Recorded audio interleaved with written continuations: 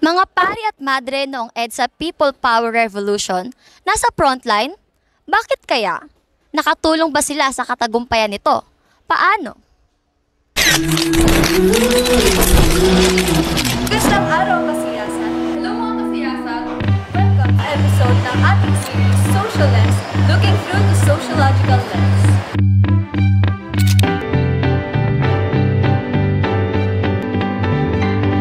Samahan niyo ako mga kasiyasan. Gamit ang lente. Gamit ang lente ng sosyolohiya. Gamit ang lente ng sosyolohiya. Gamit ang lente ng sosyolohiya. Sociological lens. Gamit ang lente ng sosyolohiya. Problemahin natin. Social lens, looking through the sociological lens. Tara, usap tayo. Mabuhay! Isa na namang mapagpalayang araw mga kasiyasan. Panibagong episode kung saan ating tatalakayin ang iba't ibang issue at usapin sa lipunan gamit ang lente ng sosyolohiya. Welcome to another episode of Social Lens, looking through the sociological lenses. Tara, samahan niyo ako. Mga kasiyasan, sa episode na ito, ating bibigyang kasagutan kung bakit nga ba nasa frontline ang mga pari at madre noong EDSA 1 at EDSA 2. At anong naging ambag nila, epekto o tulong nila sa pagkapanalo ng taong bayan. Ano naman kaya ang sinasabi ng ating mga klasikal na teorista tungkol sa usaping ito gamit ang lente ng sosyolohikal na relihiyon? Tara, pag-usapan natin. Ano nga ba ang EDSA 1 at EDSA 2? Ang EDSA 1, o mas kilala bilang EDSA People Power Revolution 1, ay isang pampulitikang demonstrasyon sa Pilipinas. Nagtagal ito ng 4 na araw mula February 22 to 25, 1986. Ito ay bahagi ng pangmatagalang pagkilos ng mga taong bayan laban sa karahasan ng rehimeng Marcos at sa dayaan sa eleksyon. Ang tahimik na revolusyon ay nagresulta sa pag-alis ni Ferdinand Marcos at nagtapos sa kanyang halos 2 dekadang pamumuno. Dahil din dito, nabalik ang demokrasya sa Pilipinas. Ngunit, nabalik nga ba talaga? Pag-usapan naman natin ang EDSA 2 o Second People Power Revolution. Ito ay isa ring pampulitikang kaganapan mula January 17 at 20, 2001. Ito ay naganap ng mapayapa at nagresulta sa pagpapatalsik kay Joseph Estrada, ang ika-13 Pangulo ng Pilipinas. Ito ay dahil sa mga alegasyon ng katiwalian laban kay Estrada at ang impeachment trial na inumpisahan ng Kongreso noong January 16. Ang desisyon ng ilang senador na hindi suriin ang sangsulat na naglalaman ng mga paratang kay Estrada ay nagdulot ng malakihang protesta sa EDSA Shrine sa Metro Manila.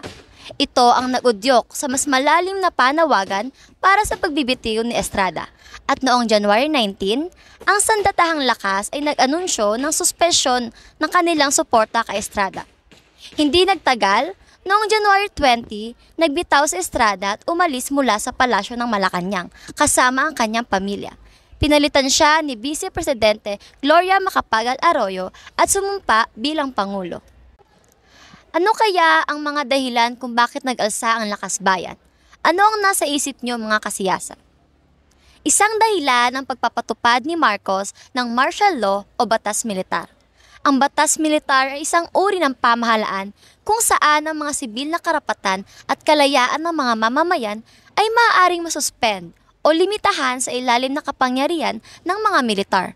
Ang puno ng estado, kadalasang ang pangulo o hari ang nagdedeklara ng batas militar at nagresulta ito sa pagtatakda na ang militar ang may kontrol sa pamahalaan at may kapangyarihan upang panatilihin ang kaayusan at seguridad ng bayan. Sa ilalim ng batas militar, may mga patakaran at regulasyon na dapat sundin ang mamamayan at iba't ibang sektor ng lipunan. Una, ito ay curfew at regulasyon sa kilos. Ayon dito, ang mga mamamayan na inaatasang manatili sa kanilang tahanan o hindi lumabas sa kalsada pagdating ng isang tiyak na oras. Ang paglabag sa curfew ay maaaring magresulta sa mga parusang legal, tulad ng pag-aresto o kaya ay pagsuspinde ng karapatan. Sumunod naman ay ang pagsuspinde ng sibil na karapatan. Dito ay maaaring pansamantalang suspindihin o limitahan ang mga mamamayan sa kanilang sibil na karapatan, tulad ng kalayaan sa pagsasalita, pagtitipon, at proteksyon laban sa warrantless arrest. Ang paglabag sa mga ito ay maaaring magkaroon ng seryosong parusa. Katulad nito ang pagsuspende ng habeas corpus. Ang habeas corpus o karapatang hindi maaresto ng walang sapat na basihan ay maaaring pansamantalang isuspende sa ilalim ng batas militar. Alam nyo ba na noong September 23, 1972, ipinatupad ng rehimeng Marcos na isa sa ilalim ang Pilipinas sa batas militar at nagtagal ito hanggang January 17, 1981. Sa tingin nyo, gaano katagal ito? Ayon sa Amnesty International, sa loob ng 9 na taong pag-iral ng batas militar, korupsyon, karahasan at pang-aabuso sa karapatang pantao ang natamo ng taong bayan. Tinatayang mahigit 3,000 ang napatay, 35,000 ang tinorture at 70,000 ang nakulong. Isipin natin ang mga numerong iyan ay hindi tiyak at hindi lang ganyan ang bilang ng mga Pilipinong ninakawan at nalisan ng karapatan noong panahon ng Marcos. Sa tingin nyo mga kasiyasat, ano kaya ang kalagayan at opinyon ng reliyon o simbahan noong panahong ito? Ano ang ganap ng mga pari noon? Sumang-ayon ba sila? Or kaya ay lumaban sila? Paano kaya sila lumaban? Tara, pag-usapan natin. Ang batas militar ay nagdulot ng paghigpit sa kalayaan ng pamamahayag. Kontrolado ng pamahalaan ng media, ang malayang pagsasalita laban sa administrasyon ay napipigilan. Dahil dito, nagkaroon ng malalim na negatibong epekto para sa mga leader ng simbahan at relihiyon, lalo na sa mga pari na may kritisismo sa pamahalaan.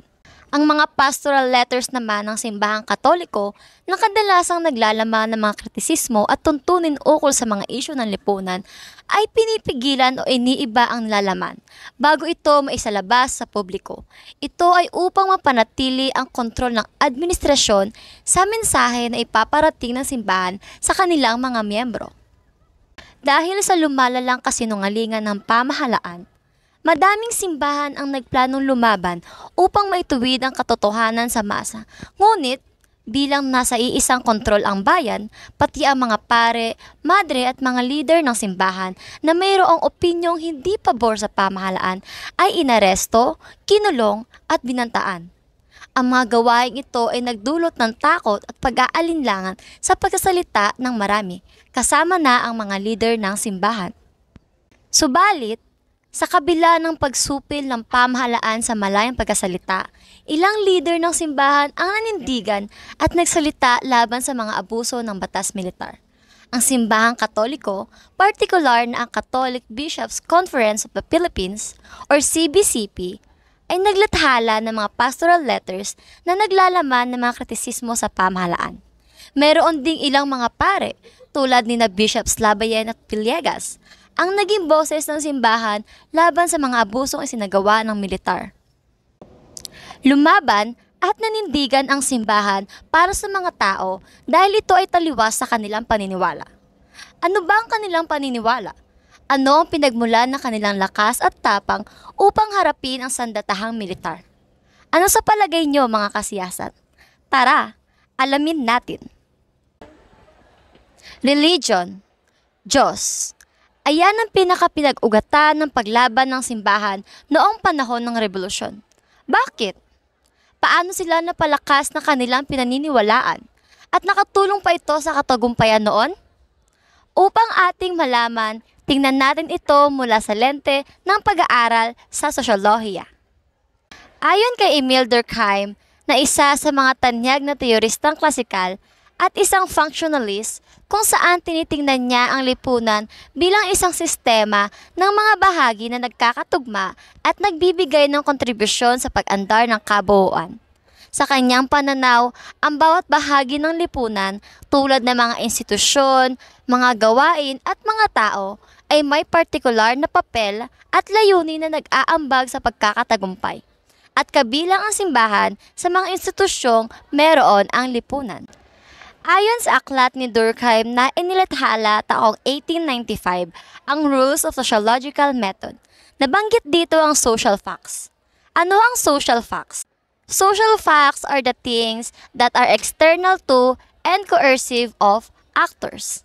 External to, mga bagay na nasa labas at hindi bahagi ng individual. Coercive of, mga bagay na mapersa o maimpluwensya. Sa madaling salita, ang social facts ay mga regular na kaugalian sa lipunan na may malakas na impluwensya sa mga tao at sa kanilang kilos.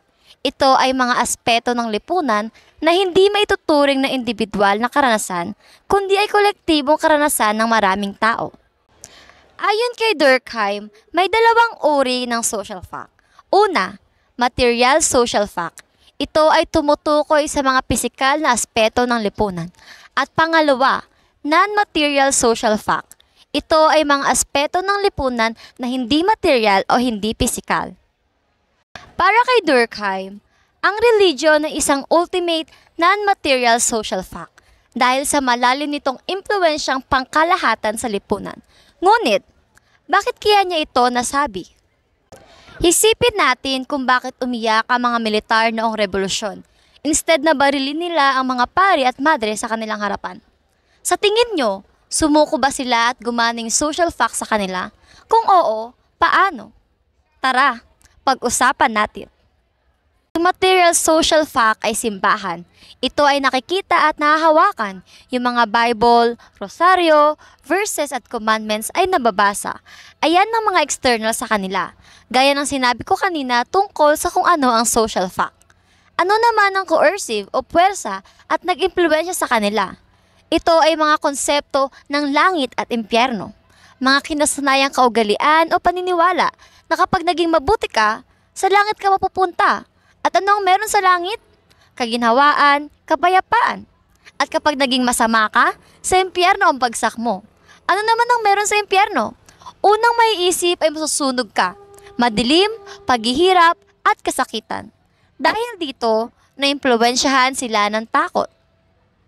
At ikaw ba naman, kapag sinabihan ka ng Exodus chapter 20, verse 13, at thou shalt not kill, makakapatay ka pa kaya? Makakabaril pa kaya ang mga militar? Ayon din kay Durkheim, religion has a dynamogenic quality. Ano ang ibig sabihin nito? May kapasidad ang religion na i-dominate ang isang individual at i-elevate ito. Dominates, elevates. Religion dominates individual dahil nai-impluwensyahan ang mga tao para sumunod. At religion elevates dahil sa mga faith na nagbibigay lakas at comfort sa mga tao na kayanin ng isang bagay. Kung alam nyo ang awiting, dumaan man ako sa apoy, di ako masusunog, kasama natin ang Diyos. Di ako malulungkot, di ako matatakot, kasama natin ang Diyos. See? Gamit ang mga kasulatan, panata at awitin, nagawang palakasin o bigyan ng strength ang mga pari at madre noong revolusyon upang lumaban. Ayon din kay Durkheim, ang religion ay naglilikha ng collective consciousness o kolektibong kamalayan. Sa ilalim ng religion, ang collective consciousness ay naglalarawan ng pagkakaroon ng iisang moralidad, kautusan at pag-unawa sa espiritualidad ng buong komunidad. Ito ay nagresulta mula sa pagsunod ng mga tao sa iisang sistema ng paniniwala, ritual at doktrina na bumubuo ng isang kolektibong kamalayan. Diba? Naipakita ito ng mga pari at madre noong revolusyon. Kolektibo silang sumuporta, nakiisa sa protesta at nagbigay ng spiritual advices lalo na sa mga militar. Dagdag din dito ang pagkakaroon ng collective effervescence. Mula ito sa libro ni Durkheim na Elementary Forms of Religious Life. Ang collective effervescence ay tumutukoy sa matinding damdamin ng kasiyahan, pag-asa at enerhiya na nararanasan ng isang grupo ng tao kapag sila ay magkakasama at nagpapaabot ng kanilang damdamin sa isang kolektibong paraan. Sa konteksto ng religion, ang collective effervescence ay maaaring makita sa mga masalimuot na seremonya, okasyon o pagsamba kung saan ang mga tao ay nagkakaisa at naglalabas ng matinding damdamin ng pagkasamahan at espiritual na kasiyahan. Ang pangyayari noong EDSA Revolution ay kinakitaan ng collective effervescence ng mga pari at madre. Ayon din sa librong ito, nabanggit ang sacred and profane. Para kay Emile Durkheim, ang sacred at profane ay dalawang konsepto na may kahalagahan sa kanyang pag-aaral ng relihiyon at sosyolohiya. Ano bang pagkakaiba ng dalawa? Sacred o banal? Ito ay mga bagay, idea at lugar na itinuturing na espesyal, sagrado at may mataas na halaga ng moralidad at espiritualidad ng isang komunidad. Profane naman ay mga bagay, idea at lugar na hindi tinuturing na espesyal, hindi ito sagrado at hindi ito mataas ang halaga. Ang mga bagay na ito ay bahagi ng pang-araw-araw na buhay at hindi kinikilala na mataas ang espiritual na kahulugan. Kung madaling titingnan, ang EDSA Revolution ay isang profane dahil ang pag-alis ng Pangulo at ang pag-usbong ng isang bagong liderato ay maaaring tingnan lamang bilang isang pangkaraniwang pagbabago sa pamahalaan. Ngunit, pwede rin bang maging sacred ito? Paano? Ang mapayapang people power na naganap ay nagbigay diin sa kapayapaan at pagmamahalan na nagbibigay ng sagradong halaga sa diwa ng revolusyon. Ito ay nagsilbing simbolo ng pagpapahayag ng malayang kaisipan at karapatan ng mga mamamayan na mabuhay ng malaya at demokratiko. Ito rin ay naging espesyal na espasyo ng pagpupulong at pagpapahalaga ng damdamin na nagbigay daan sa collective effervescence o malakas na damdamin ng kasiyahan, pag-asa at pagkakabuklod. Tinuturing ding bloodless ang naging revolusyon at pinangunahan ng mga religious icons at naapektuhan ang mga militar. May something sacred ba na nangyari? Sa tingin nyo mga kasiyasat? Ngayon naman, ating pag-uusapan ng isa pang kilalang klasikal na teorista na sa tingin ko ay madami ang nakakilala sa kanya. May idea ba kayo kung sino? Mga kasiyasat, tara! Samahan niyo akong talakayin ito. Si Karl Marx ay isang kilalang kritiko ng relihiyon at ayon sa aklat niya na Critique of Hegel's Philosophy of Right noong 1843, religion is the opium of the masses. Ang kabuuan niyang sinabi, religion is the sigh of the oppressed creature, the heart of the heartless world, and the soul of the soulless conditions. It is the opium of the people. Anong opium? Ito ay harmful, illusion-generating painkiller. Ipinapahayag ni Marx ang kanyang pananaw na ang relihiyon ay parang opyo o gamot na nagbibigay kaluwagan o kahupa-hupa sa mga masa, partikular na sa mga taong naghihirap o inaapi. Para rin sa kanya, sa pamamagitan ng relihiyon, nakakahanap ang mga tao ng kahulugan at kapanatagan sa kabila ng kanilang problemang panlipunan at pang-ekonomiya na kanilang kinakaharap. Sa madaling salita, itinuturing ni Marx na ang relihiyon ay isang paraan ng panlilinlang na nagbibigay ng panatag sa masa sa kabila ng kanilang tunay na kalagayan. Ito ang kaisipan ni Marx sa nangyaring pakikiisa ng simbahan sa revolusyon. Nalulong ang mga tao sa relihiyon. Hindi na nila natingnan ang kanilang sarili, na-disregard na nila ang kanilang status o kalagayan sa buhay. Naadik ang mga tao sa relihiyon at nawala sa isip nila ang posibleng mangyari sa kanila noong revolusyon. Ayon din kay Marx, ang religion ay ginagamit ng mga ruling class to maintain social control. Gaya na lamang ng paglapit ni Enrile kay Jaime Cardinal Sin upang hingiin ang suporta ng simbahan sa pangakong aalisin ng mapang-aping rehimeng Marcos at magkaroon ng demokratikong bansa. Pero isipin nyo, napabuti ba talaga ang kalagayan ng mga tao o naghihirap pa rin ang bansa ngayon? Kaya ayaw ni Marx sa relihiyon. Dahil isa rin itong panguto sa mga kaisipan ng mga tao, lalo na sa mga mahihirap na sinasabing okay lang maghirap sila kasi may kayamanan naman sila sa langit, instead na lumaban at hindi maging sunod-sunuran. Pero, naisip din ni Karl Marx na maaaring maging instrumento ang relihiyon para magkaroon ng social change or pagbabago sa lipunan. Sa konteksto ng mga pari at madre sa Pilipinas na nakikilahok sa mga kilusang panglipunan, maaaring ituling ang kanilang pakikiisa bilang isang hakbang na naglalayong labanan ng kawalan ng katarungan at hindi pantay-pantay na kalagayan. Ang kanilang partisipasyon ay maaaring makita bilang pagkatugma sa idea ni Marx na ang relihiyon ay maaaring maging isang potensyal na pambulabog para sa pagbabago sa lipunan. sa pagpapakita ng kritikal na pananaw at pagtutol sa mga aspeto ng lipunan na nagdudulot ng pang-aapi at kahirapan, ang mga pari at madre ay maaaring maging boses ng mga naaapi at matapang na imumungkahi ang mga pangangailangan ng mga manggagawa at iba pang sektor ng lipunan. Sa gayon, ang kanilang partisipasyon ay maaaring ituring na isang anyo ng relihiyosong aktibismo na sumasalamin sa ideya ni Marx na ang reliyon, sa tamang konteksto, ay maaaring maging kasangkapan para sa pagbabago at hindi lamang pampatulog sa mga kritikal na issue ng lipunan. Kung para kay Durkheim, ang pangunguna ng mga pari at madre noong panahon ng revolusyon ay pagkakaroon ng social integration o pagkakaroon ng magandang ugnayan at pagtutulungan sa pagitan ng mga tao sa isang lipunan. Para kay Marx naman, ang pakikiisa nila ay maaaring maging pwersa o pagsulong ng pagbabago sa lipunan. Ano naman kaya ang kaisipan ng isa pang nating teoristang klasikal tungkol dito? Samahan niyo ako mga kasiyasat, tara! Alamin natin. Si Max Weber naman ay isa ring classical theorist na may akdang Protestant Ethic and the Spirit of Capitalism na naglalaman ng teorya ukol sa ugnayan ng Protestantismo, partikular ang Calvinismo, sa pag-unlad ng kapitalismo. Ayon kay Weber, ang Protestant work ethic o etika ng trabaho ng mga protestanteng pangkat ay naglalaman ng pagpapahalaga sa masigkasig na trabaho, disiplina at matipid na pamumuhay. Ang etikang ito ng trabaho, lalong-lalo na sa Calvinismo, ay itinuturing ni Weber na nag-ambag sa pagbuo ng espiritu ng kapitalismo.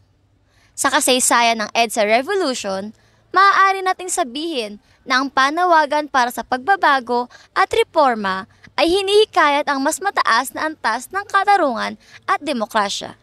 Ito ay maaaring nagtaglay ng isang etika ng pananagutan sa lipunan at masigasig na pagtatrabaho upang makantan ang kabutihan ng lipunan.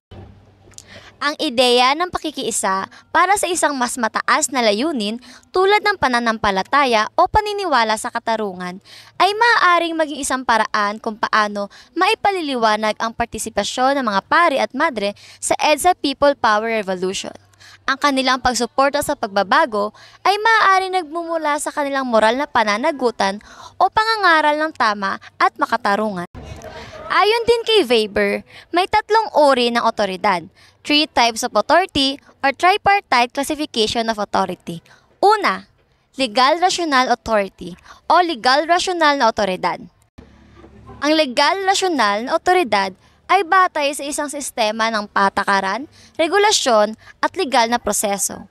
Ito ay uri ng otoridad na nangyayari sa modernong pamahalaan at institusyonal na ayon sa legal na estruktura.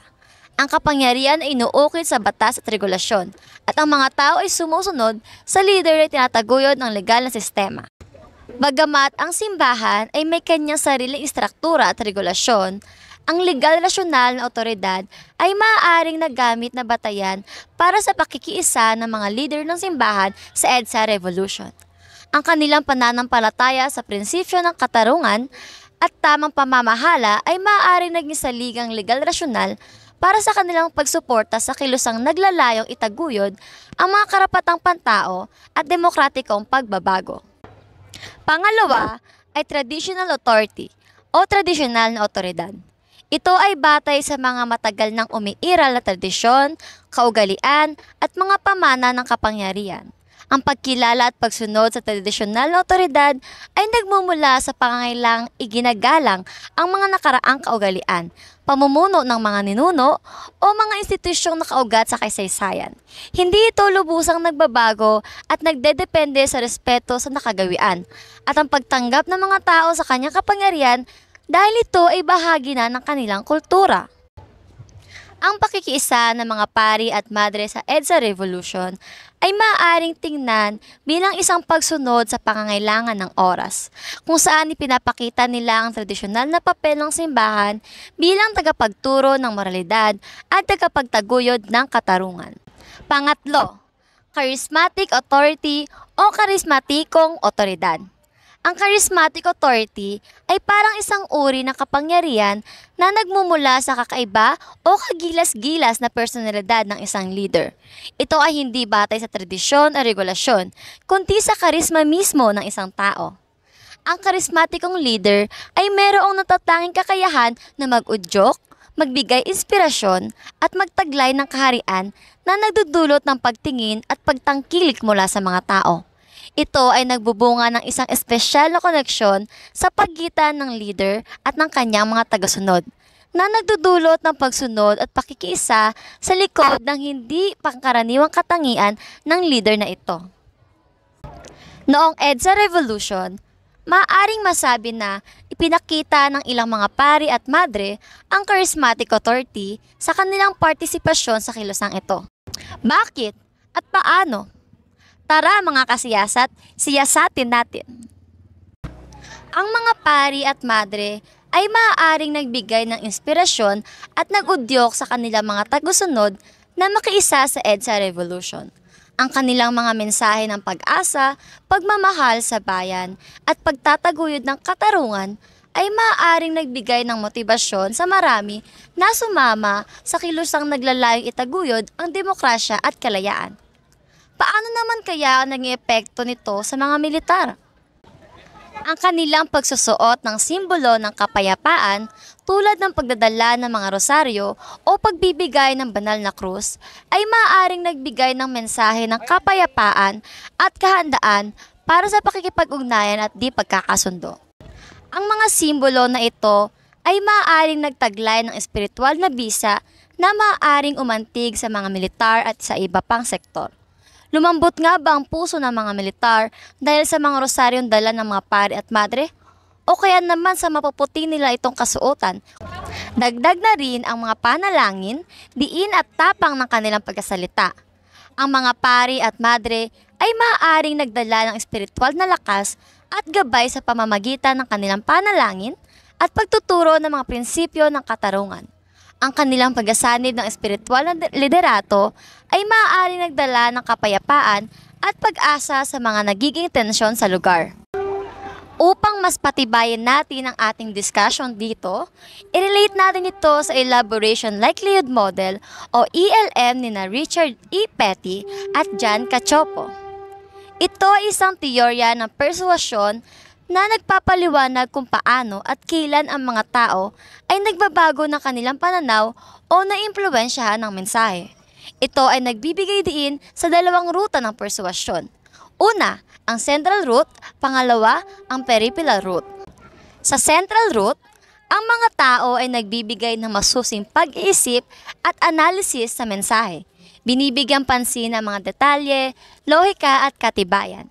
Ang mga taong nasa central route ay mas mapadali ang kanilang pananaw kung ang mensahe ay may malalim na kahulugan at may malaking epekto sa kanilang kaisipan. Sa peripheral route naman, ang mga tao ay nagdedesisyon batay sa mga aspeto tulad ng itsura, pangalan ng nagasalita at iba pang aspeto ng presentasyon ng mensahe. Ang mga taong nasa peripheral route ay mas madaling maapektuhan ng mga bagay na hindi kritikal sa pag-unawa ng mensahe. Ano naman ang relasyon ng ELM sa pakikiisa ng mga pari at madre noong EDSA Revolution?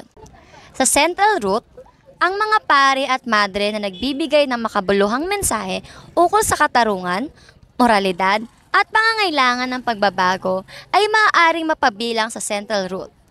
Ang kanilang pagtuturo ng mga prinsipyo ng katarungan at pagmamahal sa kapwa ay maaaring nagdulot ng masusing pag-iisip sa kanilang mga tagapakinig. Kung ang mensahe ng mga leader ng simbahan ay kapanipaniwala, malalim at may epekto sa kaisipan ng mga tao, maaari itong maging daan upang itaguyod ang pakikiisa sa EDSA People Power Revolution. At sa peripheral route, ang charismatic authority ng mga pari at madre ay maaaring nagkaroon ng impluwensyang peripheral, ang kanilang personalidad, pananamit o pagpapakitang espiritual na otoridad ay maaaring nagkaroon ng epekto sa mga tao kahit na hindi nila naintindihan o binibigyan pansin ang mga detalye ng mensahe. Kung ang mga leader ng simbahan ay kilala sa kanilang kahusayan, tapang at kaharian, maaari itong maging dahilan para sa mga tao na sumunod sa kanila.